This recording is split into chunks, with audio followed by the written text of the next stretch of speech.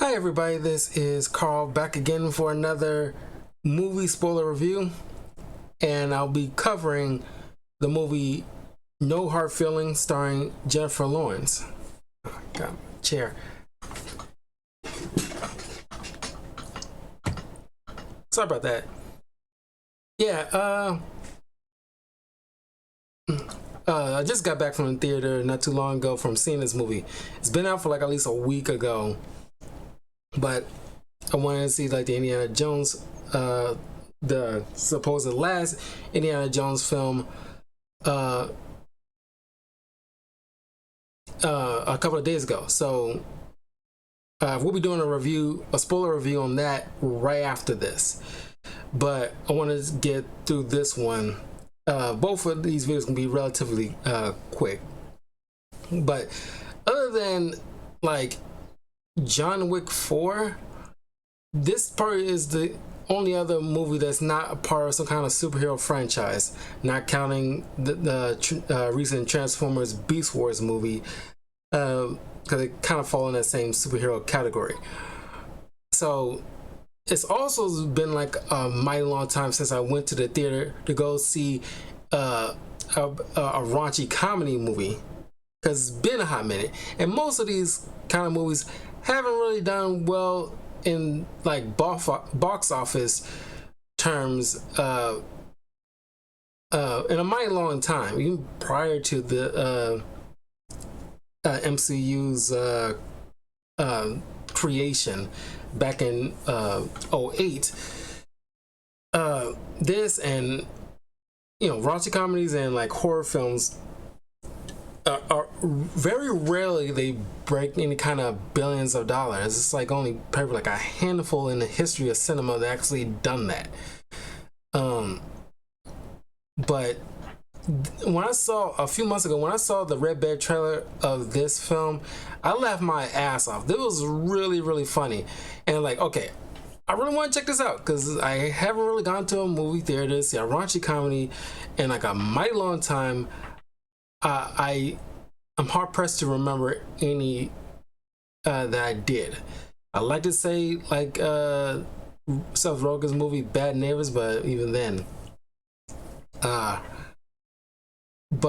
Anyway, this, like I said, stars Jennifer Lawrence playing Maddie Barker, Andrew Barth as Feldman Percy Becker, Matthew Broderick playing as Laird Becker, the father, Laura Benanti as Allison Becker, the mom, Natalie Morales as Sarah, friend of Maddie, as well as Scott MacArthur as her boyfriend Jim, also Maddie's friend.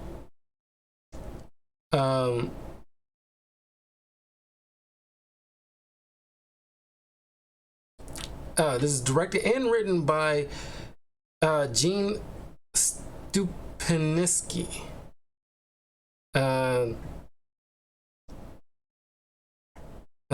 Wow, it's like a Ukrainian man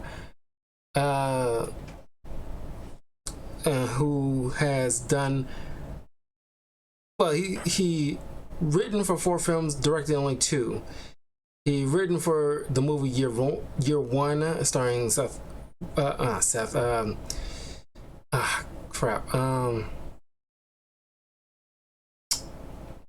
Jack Black. Back in 09. He written for Bad Teacher, starring Cameron Diaz, back in 2011. Then he directed and written for Good Boys. It's like another raunchy comedy about those 3 delinquent kids or something or other that people went Google Gaga over in 2019.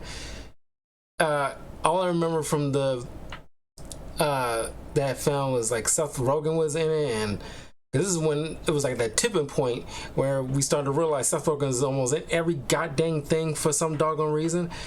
It was not too long after the whole Sausage Party film, but it was just 3 little, Badmouth Boys things, Badmouth Boys that I didn't really see. I saw clips of it never really like. Eh. Then here is No Hard Feelings. So like, yeah, I mean, like he has like a decent amount of work. So like, cause I seen Bad Teacher in year one. Don't remember enjoying year one at all like that. Because it's, from what I remember, is just like some not Neanderthals, but kind of like cavemen who just like somehow just spirals into each kind of important thing that happened in like a certain period in time. You know, even like the Jesus, like no, what was it? Because it was like very like uh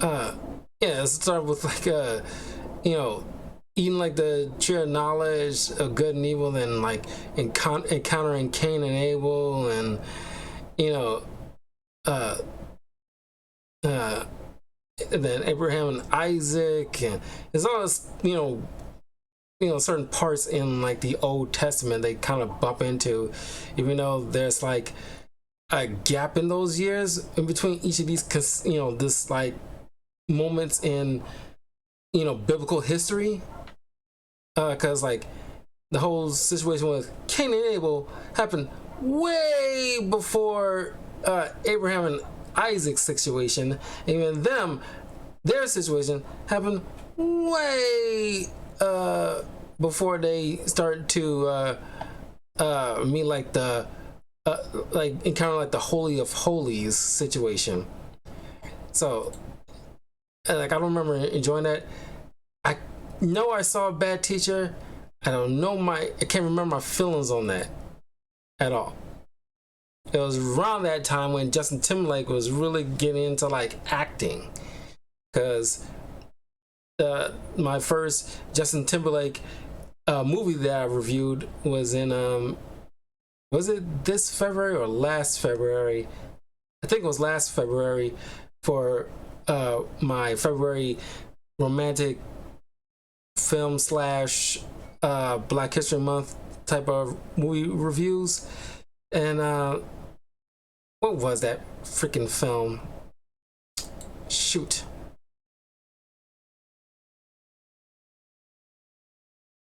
I'm sorry, because it's gonna bug me if I don't figure that out.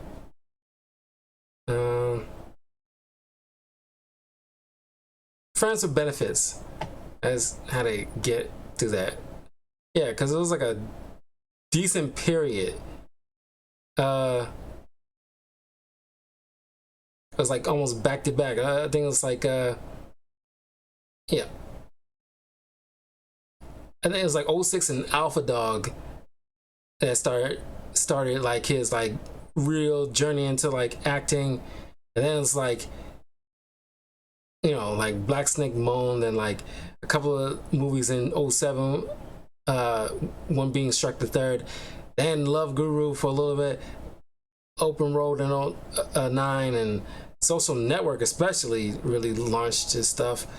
Then Yogi Bear following that, Bad Teacher, Friends with Benefits, In Time, 3 movies in 1 year in 2011. Trouble with the Curve, which I never heard of. Runner, Inside Llewyn Davis, that's in 2013. So, yeah, from like 06 up until like he's been acting after 2013, of course, but it's like from like '06, from 2013, he was like a consistent he's almost in every goddamn thing for a while. One being like in 3 movies in 1. That was wild. Anyway, I'm going off on a tangent here, so that's Gene's filmography. But like at some point, maybe I should revisit Bad Teacher. That seems like a fun movie to review. Anywho, like I said, this is like a fun raunchy comedy. It's been out only a week, but it had like a budget of $45 million. Right now, the box office shows like $31.3 million. Even though it's like from what I've heard, it went up against something like, the movie Flash, which did not do well, as from what I'm understanding. But let's see, compare.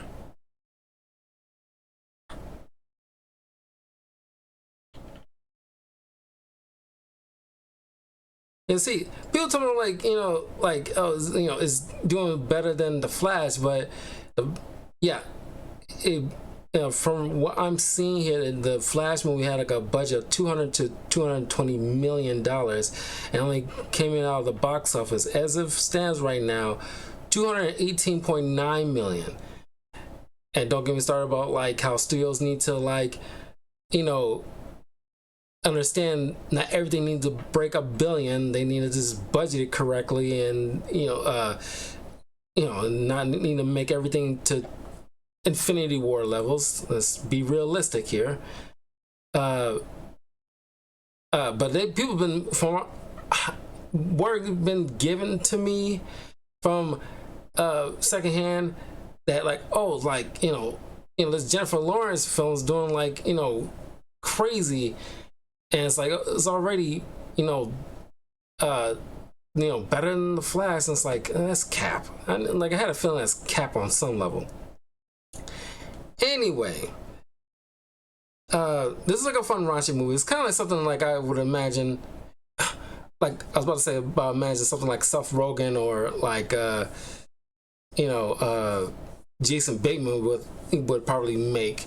But it's fun. It's like a flip of the script on what you typically would see from a romantic raunchy comedy with a male lead, but they kind of flipped it. And this really got me interested, because I really want to see this movie, because this is like a new twist on these kind of raunchy comedies to put. I'm pretty sure it's not the first time they did it, but it's, something of note, because also it's really showing like Jennifer Lawrence's comedic chops, because there's only a handful of Jennifer Lawrence stuff that I've seen her in.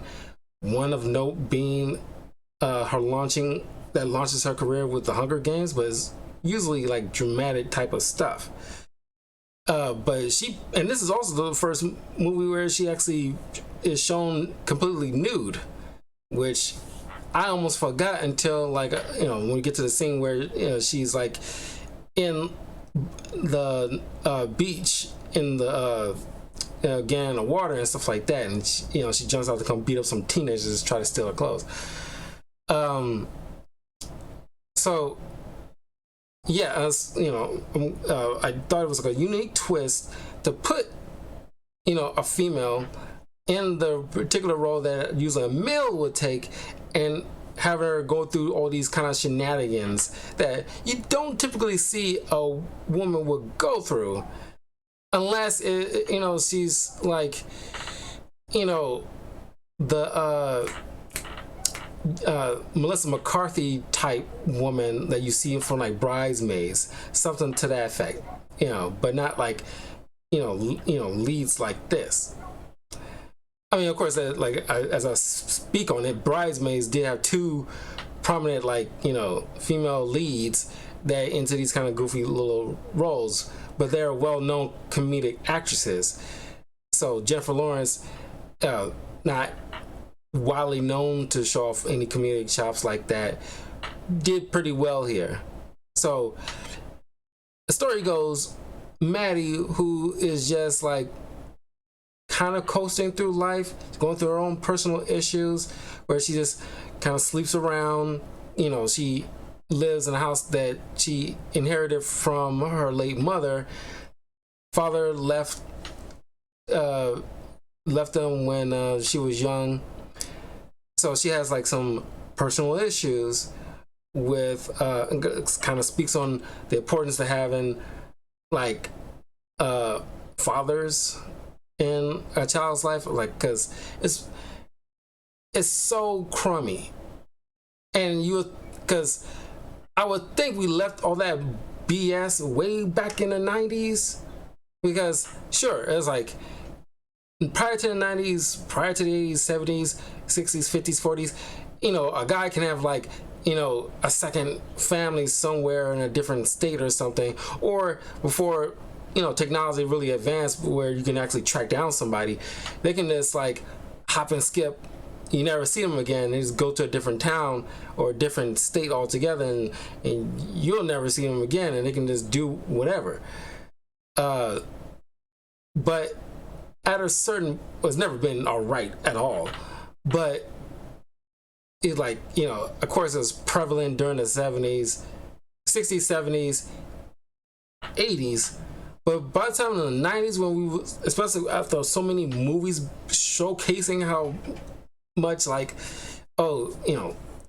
guys, leaving their families, or like, going to the store for a pack of smokes kind of situation, that should have been long since done with. We should, I say we should learn from each other, so we won't be repeating the same mistakes as the past. But some take longer than others to learn that lesson. But I was like, I don't like, I do not like guys like that. At a certain point, we should all be more culturally aware that it's not okay if you somehow fathered a kid, or mothered or fathered a kid. You stick with this situation, and make it your responsibility to raise said kid. It's just like, it's just beyond like a scumbag thing to do, man or woman.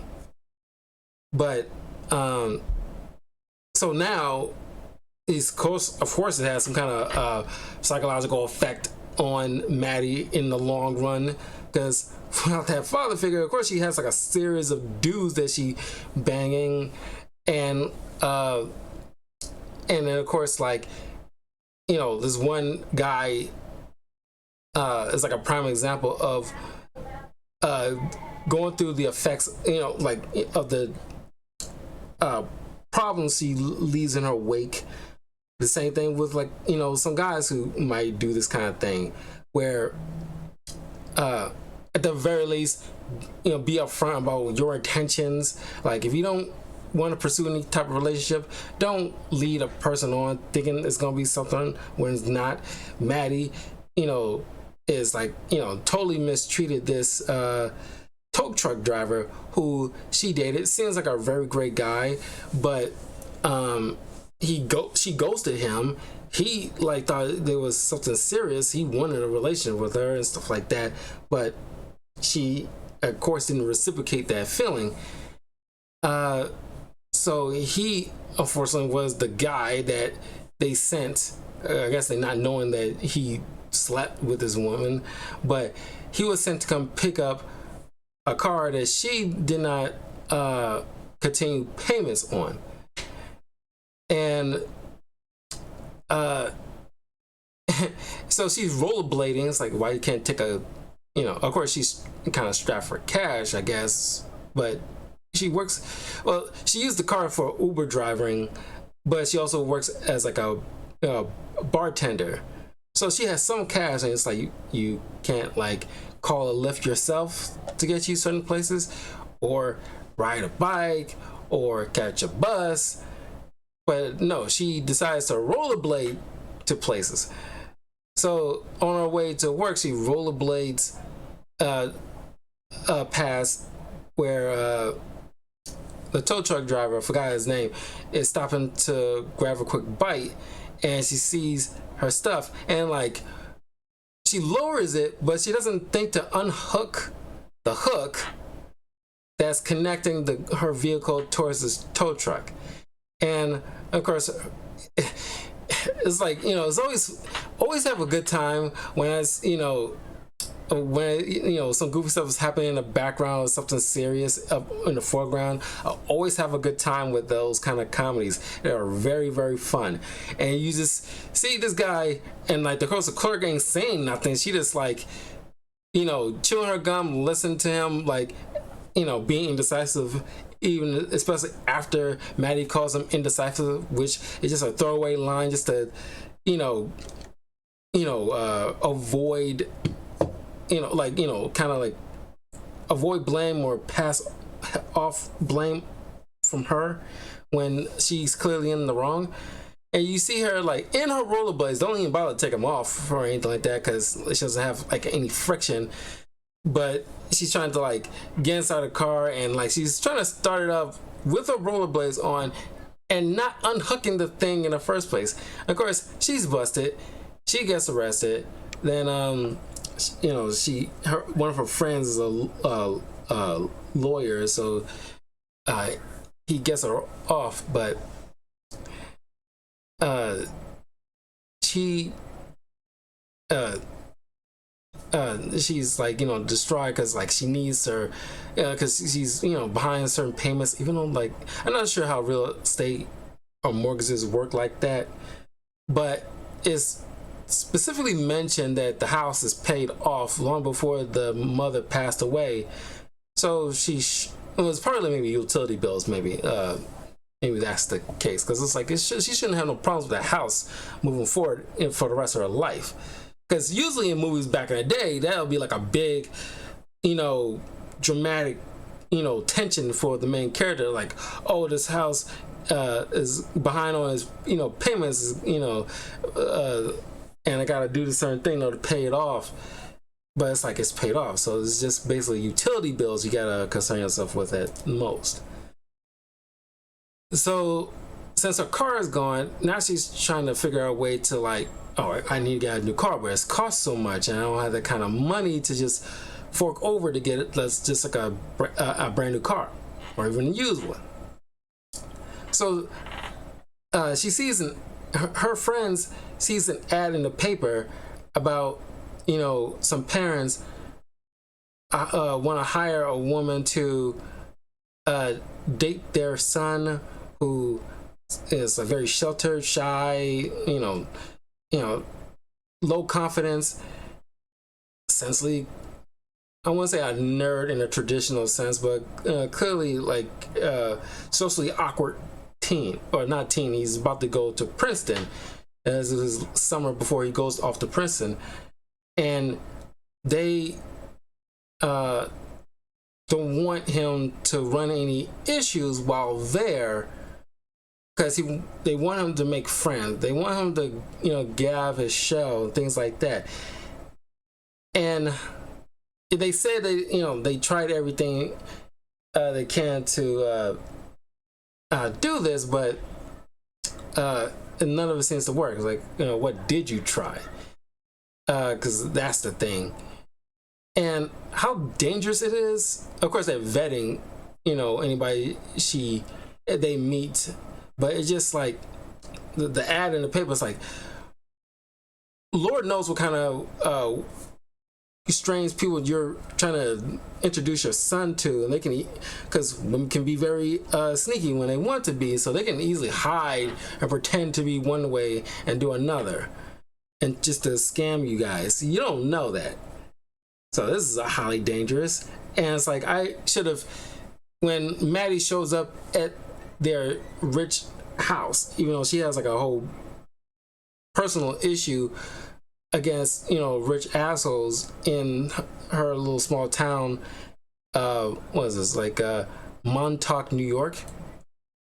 I swear to God, I thought it was Hawaii for a brief second. I don't know why. It's just like, maybe it's that Mohalo attitude that Matthew Broderick's kind of presenting, and the way they talk about, oh, I love your little town. So it's like, it's so fun. They describe it like it's like a, you know, an island in Hawaii or something. That's what like my mind got until they started mentioning things like Chicago and New York.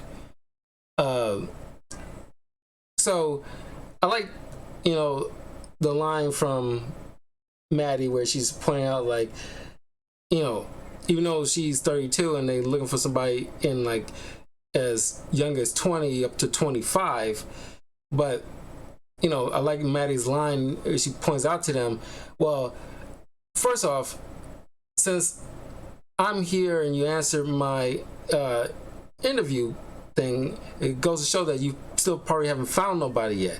Secondly, you know, let's be honest. These 20-something-year-old girls, they're idiots.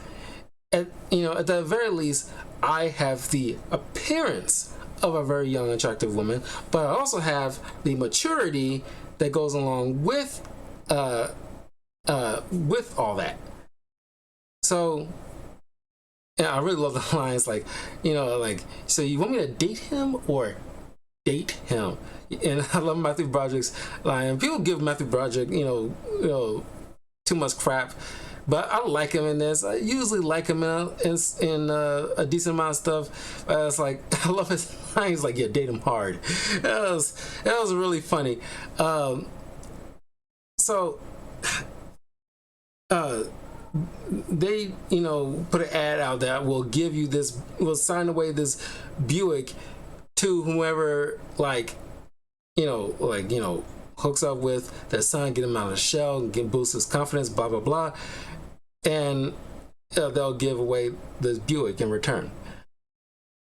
This movie reminds me of this other romantic comedy that came out in 2006 starring Matthew Broderick and Sarah Jessica Parker, the wife of Matthew Broderick, called Failure to Launch. Basically, the premise is roughly the same, where the son is still living with his parents and has this kind of insecurity after he lost his wife in some kind of accident. It's been a long time since I've seen that movie, but I remember liking it very well. But he lost his fiance, I think it was a fiance, to some kind of accident, and so he kind of receded and stayed, with his parents, and just never got out on his own 2 feet. And they hired this woman to basically date him and get him, just try to get him out, on his own, to be essentially boost his confidence too. So I immediately saw the parallels as I was watching this film. And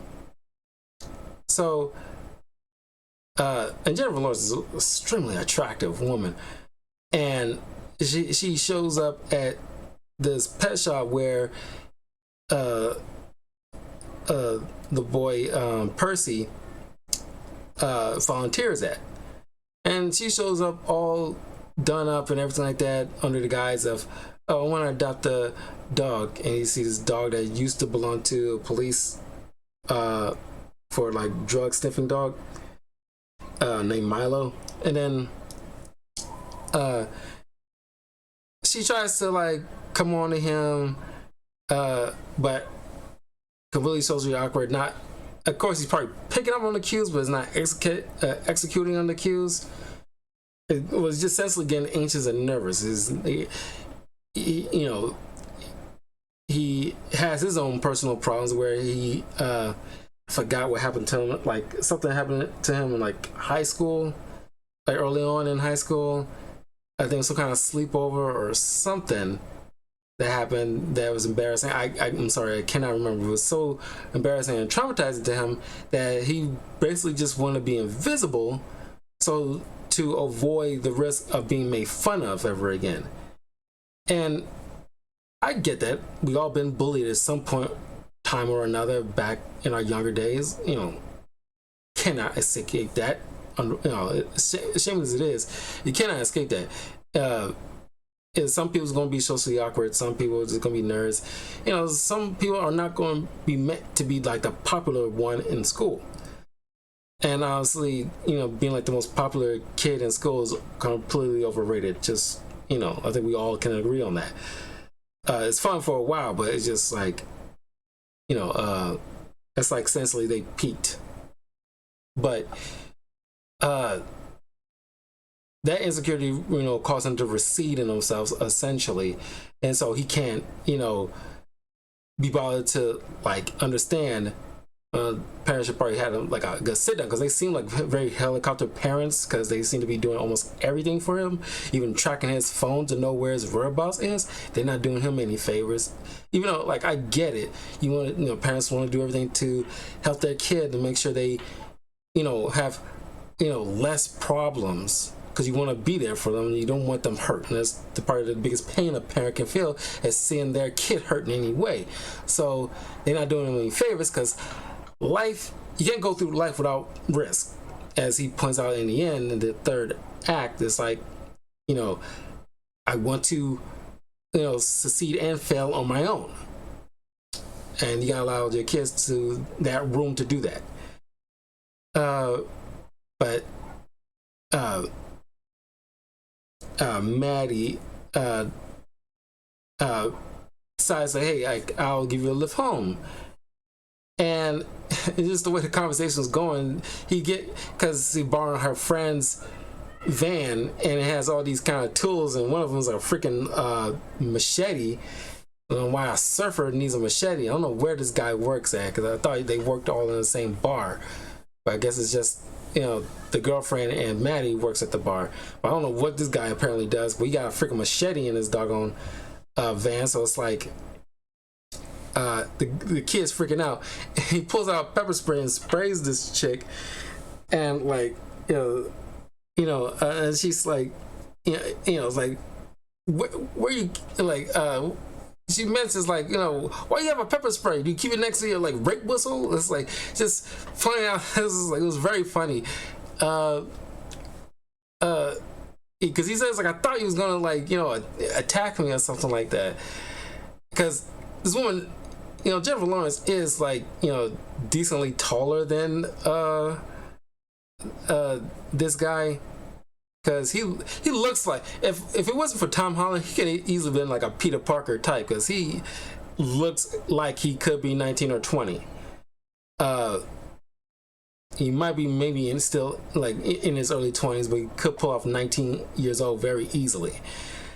So he gets her water hose and starts, try to spray off the pepper spray, and then like it's on full blast, and she's getting drenched. So she grabs the nozzle in front of her and is like, ah. I was like, man, if you freeze frame, like if somebody freeze framed that and turn that into a GIF, I would like, oh my god, I would love that. It's very rare that I have like my own favorite kind of GIFs and memes. One of them being like the Agatha All Along meme, where it's like, like I killed Sparky too, and as a meme was like, and I made season 8 of Game of Thrones too. So it's just like it was Agatha all along. It's like that, and like my second favorite kind of meme or GIF, meme was where like, because like with Spider-Man No Way Home, and Andrew Garfield saves Zendaya MJ to redeem himself from the fact that he didn't do it right when he tried to save his Gwen Stacy. And you see a bunch of memes where a bunch of different characters falling, and Andrew Garfield jumping off and saving them. Like Simba's dad, he catches him, and then like, and then it's like, Emma Stone, who played Gwen Stacy, when she's, seemingly falling in Cruella, and he's jumping on trying to save her, but she's rescued herself with the parachute. And it's like, and the meme is like, okay, you gotta stop now. It was really funny. And this, I wanted a meme of this. Do what you will with the title, I mean the text, but it's just like the image of her just spraying herself with water, and her like tongue out and like doing that face, and it's like that could have easily been like, more like erotic than it needs to be. But so it's a raunchy comedy, so it fits. But anyway, they agreed to go on a date, and this boy goes in this bar that she knows the owner. Even though he's 19, he's not legally able to drink. But it's like, you going to college, you gotta learn how to like drink, because you're gonna be probably going to some parties, so you can't be like all fidgety about that. So I say they start off with something easy and simple with a Long Island. It's just strong enough to get like a buzz going, get him used to it, adapt to drinking a bit of alcohol. Now you don't want to get alcohol poison or become like a alcoholic, but you gotta learn to be a social drinker when you out at certain like functions.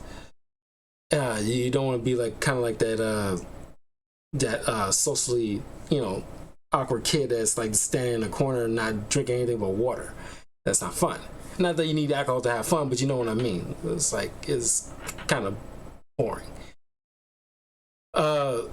And he's walking in. He's wearing shorts along with his suit, his blazer, and button up. And it's like everybody's laughing at him. I was wondering, like, why are y'all laughing at this kid? So what? You got like a? Because I thought he was gonna laugh at him because he's coming in fully dressed up or something, like he's on a job interview or something like that. But he shows he got shorts on. He's like, oh, it's kind of hot out. It's like.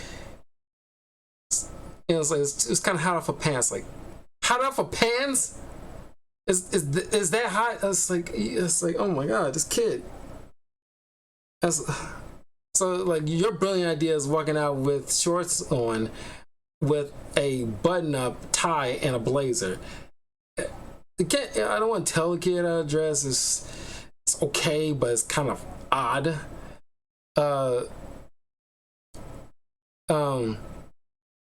So, and it's kind of fun. It was like I don't think it was done on purpose. It's kind of coincidental when like the waitress was taking too long, and she eventually shows up, and Maddie was like, "Well, look here, look who's here, the Flash. What took you so long?" It's like, God, part of me like to think it's like a jab at the Flash movie or something like that. I'm not sure, but you could easily think that. But the kid is having a tough time, like, because his first taste of alcohol. He's not used to it. He's thinking it's like, oh, gross, ah. Because I remember, well, technically, my first sip of alcohol when I was like a young kid, when my birth mother's brother gave me and my younger brother, who's a year younger than me, at the when we was little kids, like a sip of his beer. Now, I watched a lot of movies, and I've seen plenty of TV shows where about underage drinking being wrong, and I was like, no, it's probably not a good idea. My younger brother was like, I'll sip it, and I was like, and so I sipped a little bit, and like I immediately was like, it was gross. I thought it would be like fizzy, like pop, but it's like ugh. So haven't tested a drop of alcohol since, until I legally turned 21, and my late cousin, who I always view as like an older sister to me, took me out for my first legal drink, and my first one was a margarita. And eventually, a friend of mine, we went out to bars a lot, and I know my favorite drinks. I know my go-to drinks when I go out. It's like screwdrivers, Long Island's, Amarillo sour, margaritas. A lot of margaritas if they have them, but usually bars don't have those mixers, and it's like, oh, God, it gets under my skin. When I want a margarita, you should have like the capability or like the tools needed to make one. I don't want to go off on a tangent here, but it's just like it drives me freaking nuts. Like, when you want a margarita, every bar should facilitate that need. You shouldn't be going on an adventure to a particular spot in hopes of them having some bartender who has the tools needed to make a margarita. Anyway, leave a comment below. Let me know what was your first legal drink. And yeah, so they eventually, dip out of there when some ex of hers comes pouring his heart out because he actually fell for her and told her he loved her, but she didn't say it back, ghosted him, and so he eventually like found somebody, remarried, and and he just kind of poured his heart out about like the overall agitation he has towards her, and like the way she carried herself when it comes to relationships. And at the very least, like I mentioned, be upfront with your intentions. You're too scared to like be an adult and tell them, hey, I'm just here for a good time, I'm I'm not looking for anything serious. If you are, if you're not down with just having like just like a fun time for a short while, then I bid you adieu. You can go off to your own thing, find somebody who feels the same way you do. But it's like, I'm not there yet. Be responsible. Don't say that and not lead people on. Nobody likes that, honestly. When it comes to man or woman, grow a pair, or for a woman, grow a metaphorical pair, and be upfront. And the other person might not like it. They'll probably, but they'll definitely respect your honesty at least. That way, nobody will be wasting each other's time or under false pretenses.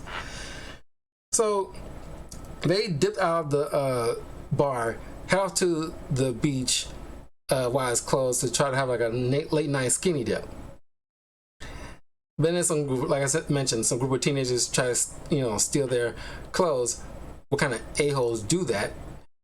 And and it's like the most badass. It's like, sure, she's a badass in Hunger Games, but honestly, this is probably the most badass I've seen Jennifer Lawrence, and I was like, that made me so much weirdly attracted to her, when she just gets out of the ocean, butt ass naked, and whoop these teenagers' ass. Like, she did like a wrestling move off of one of them, and kicked one of the three teenagers were like a female, and she like just kicked her in like the hoo-ha. It probably still hurts, but it's not as painful as it would if you had like testicles. But she like whoop, like right in there, like oh, and like the girls just kicked her right back, and like Jennifer was like oh, but she like beat all those kids' ass. It was so fun. And she went back in there, and like the kid, for some reason, didn't see all this, but he just heard all the screaming. I was like, oh yeah, they apologize. And it's like, and then he freaks out and decides to, he just wants to leave, which she should just respect. But she's like, she thought this would be easy. This kid is so like, so fidgety. But it's like, my thing is like, you mean to tell me, how far are you out in that water? You could not see clearly as day people fighting on the beach. You shouldn't be that far off to not see that. And he, different strokes for different folks. I thought that was, kind of hot just to see like, a woman handling her business like that. And sure, it's like normally it's the guy who, should, step up and like handle that kind of thing. But she's kind of like a, take charge type of woman, and like I won't say no nonsense, but it's like she doesn't suffer any fools type of thing. And she like just kind of had it up to here, because like, there's no way I can get this car at this rate with this kid who's too scared every which way. Now it's like, I kind of understand where this kid coming from, because like, I wasn't sheltered, but it's like I'm bit of a homebody. Like, I go out, every so often, depending on the kind of function, or outside of maybe going to the movie theaters, I go to certain functions that pique my interest. Like I recently went to like the art museum because I really wanted to check out the art there. I go to like, certain bar crawls, or usually like fall events. I definitely go out around that time, and Christmas events, I definitely go out around that time. But as far as spring and summertime, I rarely go out. Maybe like the Taste of Chicago or something like that, or somebody invite me to something. And then of course last year I went out to different sporting events that I never went to before, just to experience it, because I don't want to go through my life not going to any ball game. Like I went to the Bears, a Bears game, a Chicago Bears game, a Chicago Bulls game. Didn't go to any Chicago Blackhawks game. Not really a hockey guy, but of course I went to like a Sox and Cubs game before. So like I had that experience. So that way it's like, I could say I can always say like I've done it before. But I think I like the football game more so than any. So it's like, but I got to that point to even do that with like a friend of mine who years ago moved near my neighborhood and who I knew since like middle school and high school. Me and her, like, she took me out a lot. We went out to gyms, we went out shopping, we went out to different kind of clubs and bars, and we did a lot of cool stuff, and not so much in a recent couple of years, but she wanted to kind of like got me out of like the house so that I can work on a bit of my because the reason I like going to the gym when I have the time is because of her, and like I used to be a lot fatter. I'm still got a gut, but it's like I'm slimmed down quite a bit. Like I like to say prior to, I think it was like 2015, like around that time, maybe it's been some years, is when like I started to like really dip off with the weight. Of course it fluctuated, should be more consistent with the gym, like I want to be in recent weeks, but it's like I'm going to work almost every day and I'm just too tired to even like try to spend time in any gym, unless because she had a car, and of course I could just go anytime when she feels like going. But I'm going for a tangent here, but it's just the point being is that I've been in that situation where like it's just somebody usually have to get you out of that kind of shell. And typically when it comes to guys, it's usually the girls that like a more like outgoing girl or just a person in general that pulls you out of that. And sometimes they have to like drag you out sometimes. But you see along the way how it's very good for this kid.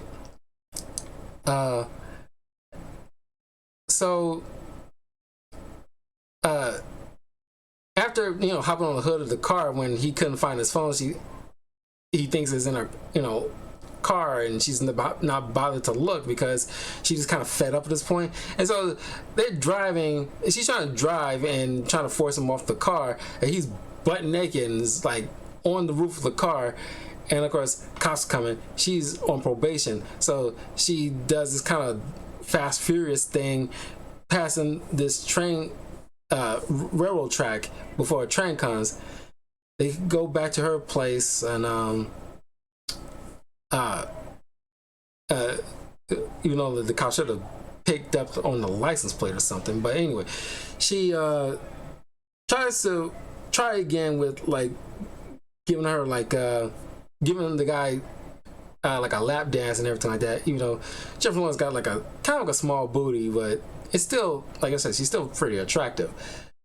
And like it made me laugh because I just do this for fun to girls because it's kind of funny, but he did it like unironically, where she's bent over and is like smack my ass, just come on, hit it. It's like, and he just kicks her and pushes over. It was really funny. But she tried to give him a lap dance, and he's like, it kind of hurts, and because he's kind of frail of a kid, man. So he ended up like, she had to bounce him on top of her lap and stuff like that. It was kind of cringy, like, oh my god, guy. But then they start like, he gets kind of anxious and kind of develops a rash, which she nurses, and they kind of share like sob stories and stuff like that. And you start learning a little bit about her and her situation, her father issues, essentially. Because he has this kind of letters she tried to send to her father asking why did he leave, but he returned it without opening it, which gives her all the answers she, tells her everything she needs to know from that simple act. And she just can't let that go. And it's part of why she has a problem like not getting attached to anybody, because there's no threat of anybody leaving. She's got to learn about like accepting there's a risk in life, and some people might not stick around, and it doesn't mean there's any fault on you. Just like this guy has to learn about the risk in life, and you won't be able to experience wonderful things if you don't take a risk. Sheridan might not always pay out, but you learn all the better for it.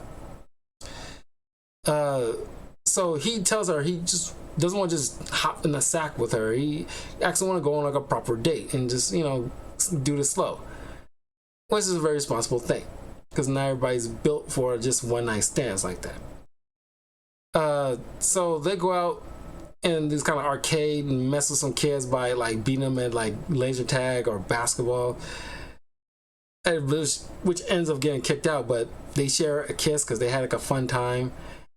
Then you meet this kid's nanny, which you expect a woman, but it's some weird dude who's extremely protective of Percy.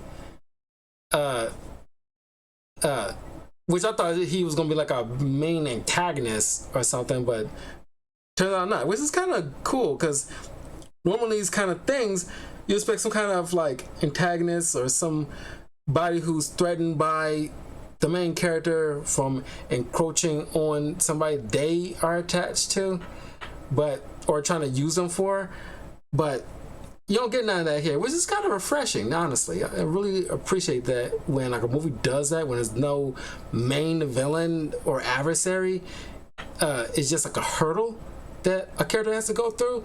I appreciate that so much more because it's so refreshing. You don't see it often, and I wish they kind of do it a lot more often.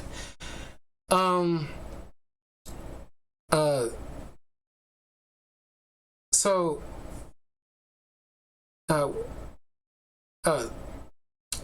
Percy learns that Maddie never went to her own prom because of the whole situation with father issues and not wanting to like socialize all that much, so because he comes from a rich kind of family, where he sets up a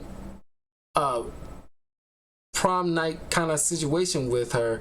They have like a limo, they get nice, all nice and dressed up, and go to this fancy restaurant and have lobster and stuff like that.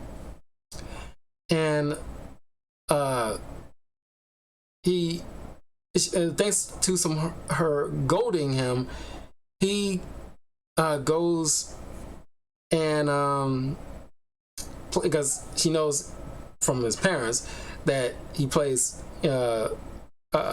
piano, so he actually goes there towards like the piano area, and I'm not sure you can just go up there and just play because I'm not sure the rules are, but I would think you need permission from like the manager or something like that to like use just the piano, because usually they have like a person there who they hired to actually play music for the ambiance.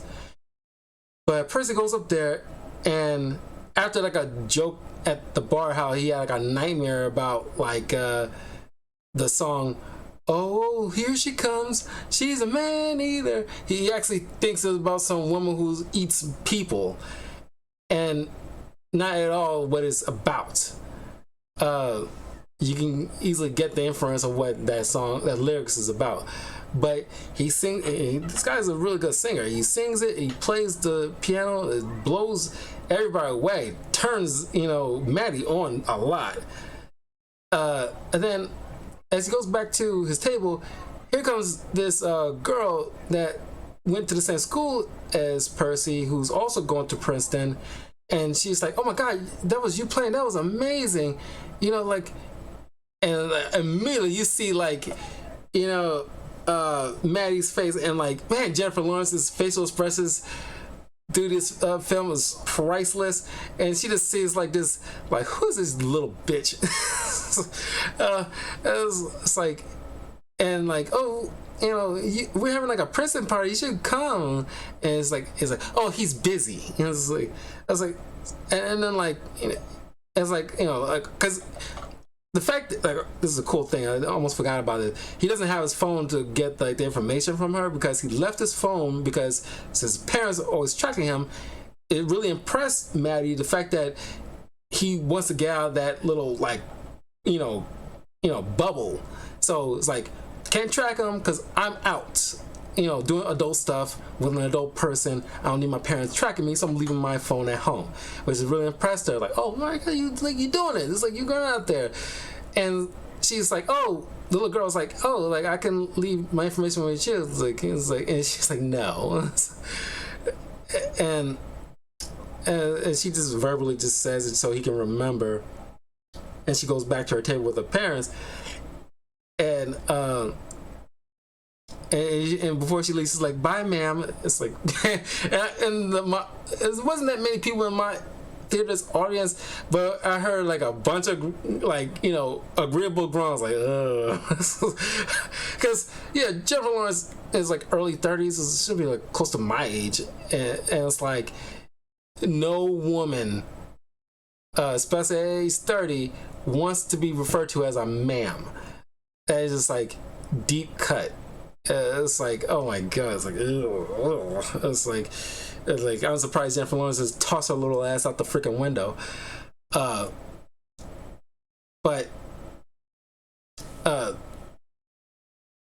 he wants to go, but she, doesn't. It's like he's kind of put off, like he's like, like what the hell? It's like I want to do certain things, and because at this point you see like Maddie's starting to catch a little bit of feelings, and this is like kind of the point of why she was hired, to get him out of the shell and to start going to parties and stuff like that. But because you knew this was coming. These type of romantic comedies, one's initially not interested, but start getting interested and getting attached, and starts getting, that beat's going to start coming up at some point. This is that kind of point. So he has the driver takes them to the party. He tells her, like, you do what you want. I want to go in this party. So she goes in, and it's like, man, I imagine like there's high school parties or like, preparation to college kind of parties that's like this, where she's walking in, she sees like a keg situation, and then she's like pouring herself a drink, and then like all these little seniors about to be, senior high school kids about to be, college freshmen, all in there looking at Matt. Is like, who invited somebody's mom here? I was like, you little bitch, shut up. I was like, you're not the ones who invented parties, so calm the hell down. And then, of course, everybody's on their freaking phone, and they all doing TikToks or doing live streaming. Like, yo, it's like these two idiots. One, and she called Frosted Tips. And it's like, yo, catch me on live. I'm here at the party. What's up? It's like, oh my God. That's like, Jesus. I didn't go to that many parties like that, but the few that I went to, we actually there drinking, socializing, having fun. I only seen one couple in this movie, at this party, actually getting physical with one another. Everybody else is drinking, talking, and just usually on their phones. And she's trying to find Percy. Oh, before we get into that, these two knuckleheads, make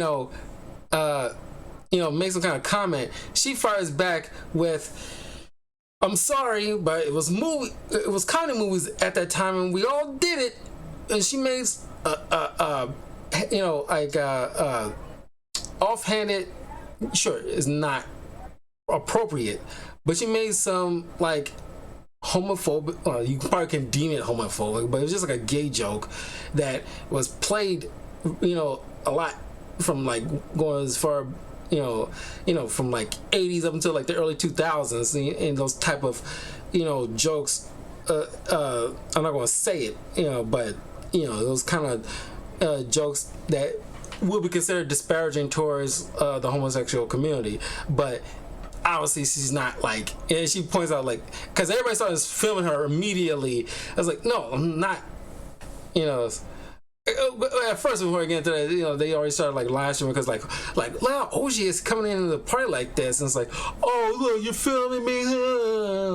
Like I love that from her, because these little twerps, acting all high and mighty like they got crap figured out, and they need like they all of them need to get pants so badly.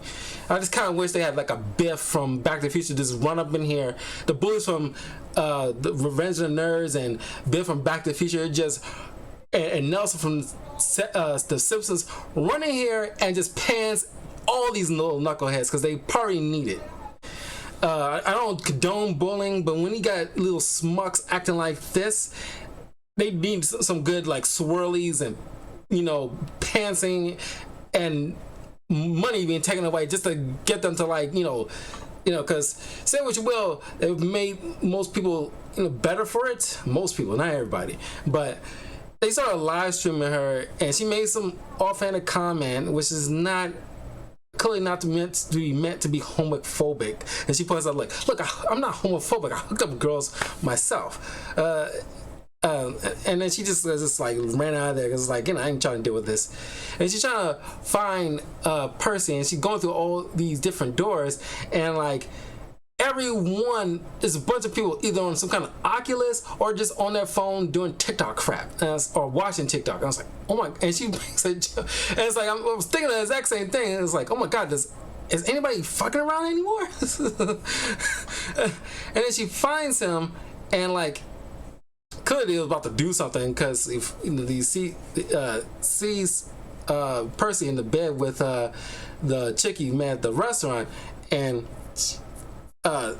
she thinks he took something while he was also drinking, which you shouldn't do, but it was just ibuprofen, so it wasn't like a huge deal, but still it's probably like I'm not sure, I never took ibuprofen before, so it's still kind of medicine, so it's still probably not a good idea to take alcohol along with it.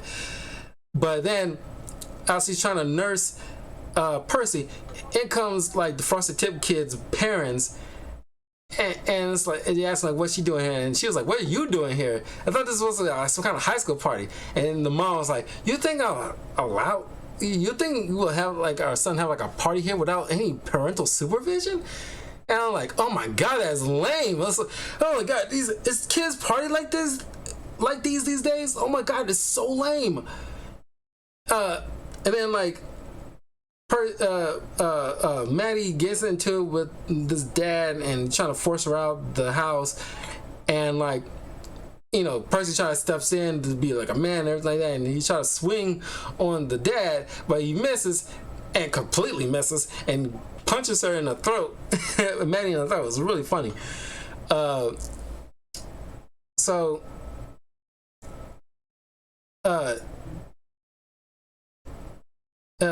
At first, on a limo ride back home, at first it's like you want to have sex with her, but then kind of made the kind of rookie mistake and it says like I love you, which freaks her out, which in a ways, well, you already know her like insecurities, but putting that aside, it's not really a good idea to just blurt out to somebody like you love them, yeah, sure, they went on like a couple of dates, but it's like way too early to start like confessing your love, but then it kind of freaks her out. Freak anybody in this, freak anybody out in this situation, but she doesn't want to be attached. She's finding herself getting attached to this kid, and so she's come up with an excuse like, which is kind of a legit excuse, where it's like, I don't think it's a good idea for us to have sex. I don't want this your first time to be when you're drunk. Like, I want you to have all your faculties, which is a very responsible thing to do, man or woman. Then you should not be drunk on your first time. But then next day, Percy tells his parents he's not going to Princeton because since it's 5 hours away and he wants to be with Maddie because he really likes her, he decides not to go to Princeton, which kind of upsets them. So they call her up to try to convince her to tell their son they should still go to Princeton because she doesn't want to travel 5 hours and she's not going to move out of this town. So while Percy's getting the car ready, so the father can drive him off to school or something, Oh no, he's driving up to go because he wants to actually get his license so he can get, be able to drive a car on his own. And he all these gadgets and doodads on the car. He is a Tesla, I think, and it switches over to like the phone call that I guess they all share the same kind of phone line or whatever. They're all connected, and they overhear the conversation that the parents set all this up. He doesn't figure like none of it was real. So, and this really maybe reminds me of Freddy Salons because they had these kind of same scene where Matthew McConaughey's character finds out the parents manipulated the situation to meet this girl that he genuinely liked. So he had this little dinner thing to where he's like, he had it all out in the open and busted them. Didn't happen exact verbatim, but it's like, it's almost on the same, wavelength. So you kind of, see it's like, oh, you did all this for a car? So he ends up, trashing the car, comes back, try to have sex with like Maddie, but he reaches to fruition, let's say, to keep it kind of PG-13, kind of early before actual insertion. And he just like, doesn't want nothing to do with her anymore. So after having some realization after the back and forth they had, Maddie decides to like, she got the car, but she decides to Uber, save up some money, take care of business, so she can afford to not only keep the house, but she decides, okay, I'll just sell it at like a better market price. But she decided to sell it to her best friends because, they're about to have a baby, but they can't afford to live in Montauk anymore, and decided like, they'll have to move to like somewhere like Florida where it's cheaper. But she sells the house to them so she can move to California, get out of the town and make something of herself. And she, meets up with Percy, who inadvertently recreates the situation where he was on the car. Now she's on the car trying to like convince him to have a talk with her so she can apologize. So, they have a heart to heart. They decided to remain to be friends. She gives him a lift to Princeton while adopting Milo the dog, and then like going on her way to California. Now, I actually really like this film. It's really good. In terms of like on-screen couples, I think I dig this pretty well. I probably have to see it again to probably see certain things I probably didn't catch on the first viewing, but I'm kind of bummed that these two never remained together. I mean, it's like, technically he's legal age, and he's 19 going on 20, and she's like 32, so technically it'll make it work. But it's like, I don't know, I kind of wanted them to like be together. I really legit wanted them to stay together, and it's like they ended where like they just want to be friends and they go on their separate ways, and it's like, God, that's kind of lame to me in my opinion. I'm not sure you guys seen No Hard Feelings yet, but I do recommend it. And if you once you see it, come back, leave a comment to let me know, like, do you agree them parting ways like that, or did you want them to actually be together? Because they seem like these two actors really vibe off each other, and it's like it made the character dynamic work very well. And it's like, man, I really want these two to really end up together. Like I said, like once on a second viewing, I'll probably point out a little bit more flaws, but man, I love that kind of social commentary, like flipping the script on like the male and female dynamics that you typically would see on raunchy romantic comedies, but also like a good,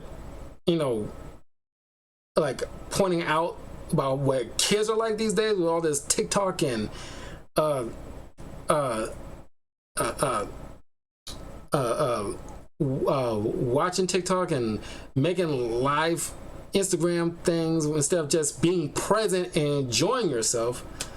It's just weird. That's when you go out with somebody, it drives me nuts. It's kind of a pet peeve, and it should be a pet peeve for everybody, where you're going out, especially when you're hanging out with some people that you know, or a person that you know, don't be on your phone. That is extremely rude and shows that you're not very interested in like the person you're supposed to be engaging with. Keep that on silent, cut it off, or whatever. You're in the moment.